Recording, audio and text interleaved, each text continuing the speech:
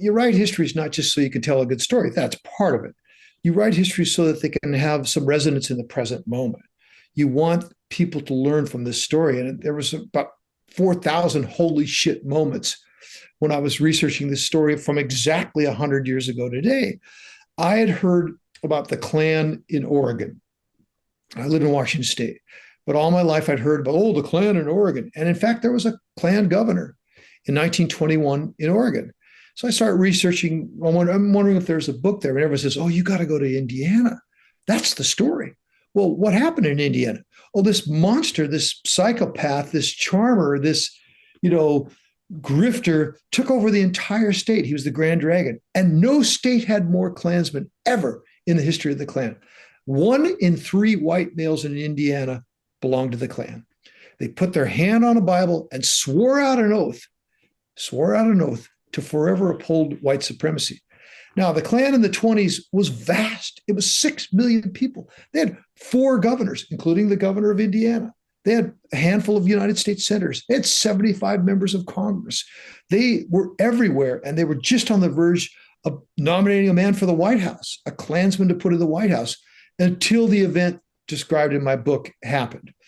So it's the sub-story of one woman who brings him down. I don't want to spoil the story, but it's a tragedy and it's a triumph. And, it's just, I get a million notes on this, and people all say, I can't believe it. This guy, I'll just cut to the chase.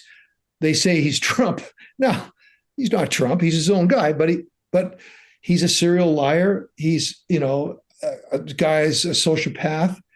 He's a sexual predator. He uses the big lie to charm and take over, and he does take over the entire state. This guy, the Grand Dragon named D.C. Stevenson.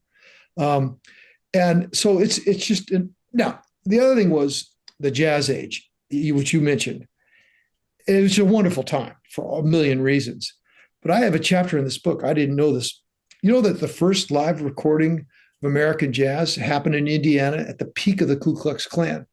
Louis Armstrong cut his first record, which brought him on fame with a band in this town in Indianapolis called Richmond, Indiana. The very day Louis Armstrong and his band, 10 African Americans, cut this first American jazz record, 40,000 Klansmen marched in the town, and they had to scurry. There were those little recording studio along the railroad tracks. They had to scurry to get out of town and get on their train before people came after them.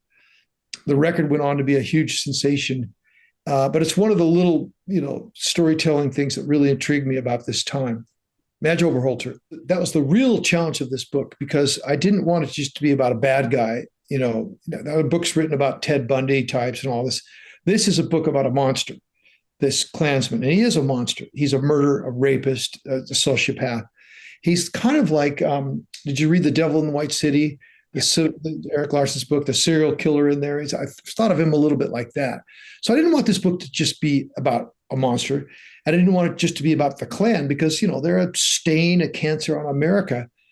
I wanted some people we could look to, we could hold on to, some people who triumphed. And, I talked earlier about, the large figures in history and those people who get written out of it. Madge Overholter was one of the people at the margins. She was a school teacher. She was a flapper. She was an independent, feisty woman in the 1920s. And the Klan hated those types. They hated Catholics. They hated Jews. They certainly hated blacks. They hated immigrants. But the fifth group of people they hated were these newly liberated women, flappers going out dancing, and, they'd just been given the right to vote. And, they're free of men for the first time in their life. They could be independent women. She was one of those women. Well, without spoiling the story, he rapes her and nearly kills her. And her words finally, through a trial that takes up the last third of the book, bring this bastard to justice. He spends the rest of his life in prison. The Klan collapses everywhere because this was the trial of the century. It's covered by all the major newspapers and radios, and people finally see the dark heart of the Ku Klux Klan. that, this Mayberry Klan they'd sold as a bunch of everyday white Protestants, church-going Norman Rockwellian figures, turned out to be a bunch led by a rapist, a sociopath, and a murderer and an alcoholic. He was all those things.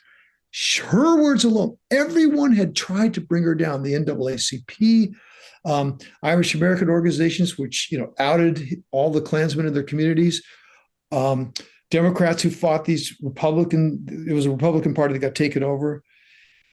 None of them succeeded. The only person who could bring down the Klan was this woman who's brutally raped and ultimately murdered by this guy. But her words beyond the grave.